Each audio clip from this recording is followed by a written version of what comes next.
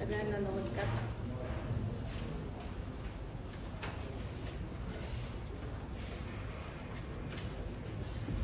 आज आपण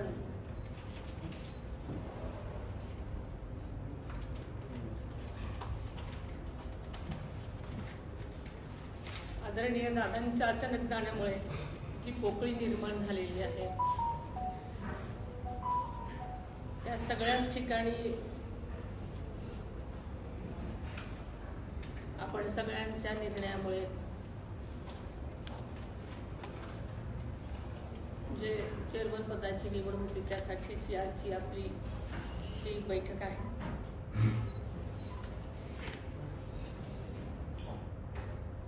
मी काही दिवसापूर्वीच स्वप्नीलला म्हणाले होते की स्वप्नील तुम्ही मला माळेगावला कधीही बोलवलं नाही रे, मी येणार आहे तुमच्याकडे, पण अशा पद्धतीने मला इथे यावं लागेल असं स्वप्नातही वाटलं होतं। आदरणीय दादांचं माळेगाव कारखाना एक देशामध्ये अग्रगण्य साखर कारखान्याचं एक स्वप्न होतं आणि त्या दृष्टीने त्यांची वाटचाल चालू होती।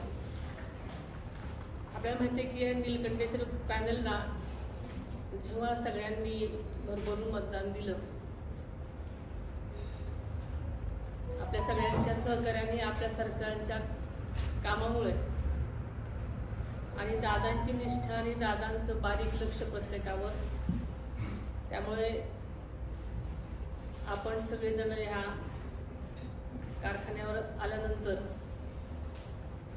दादा उपमुख्यमंत्री असताना, एक अर्थमंत्री असताना सुद्धा या कारखान्याची जबाबदारी त्यांनी घेतली, आपण सगळ्यांनी त्यांना दिली। त्यामागचं एकच कारण होतं की हा अत्यंत चांगला सगळीकडे वाखाणलेला कारखाना देशामध्ये त्यांना एक नंबरचा आणायचा होता। त्यामागे अनेक त्यांच्या गोष्टी होत्या। त्यांनी चेअरमन झाल्यानंतर सुद्धा अल्पावधीतच खूप काही गोष्टी कारखान्यासाठी केल्या आणि त्यांची स्वप्न खूप काही करण्याची होती। आपण सगळ्यांचा मोठेपणा की सगळ्यांनी दादांची ही जागा माझ्यासाठी म्हणून तुम्ही सगळ्यांनी दिली, त्याबद्दल सगळ्यांचं सुरुवातीला मी मनापासून आभार मानते।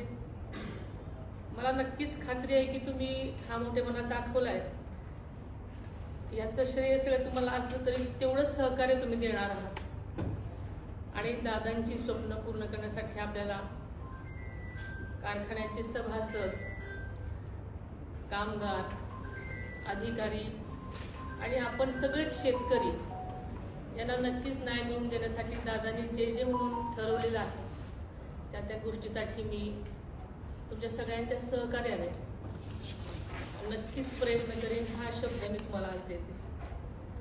त्यांच्या एमडीला फोन करण्यापासून यायची आपल्याला माहिती आहे की दौड शुगर असेल किंवा बाकीचे सगळे कारखाने असतील, त्या सगळ्या कारखान्यांचं अधूनमधून मी पण भेट द्यायची। त्याच्यामुळे अगदी सखोल माहिती नसली तरी मला याविषयीची तोंड ओळख चांगली आहे।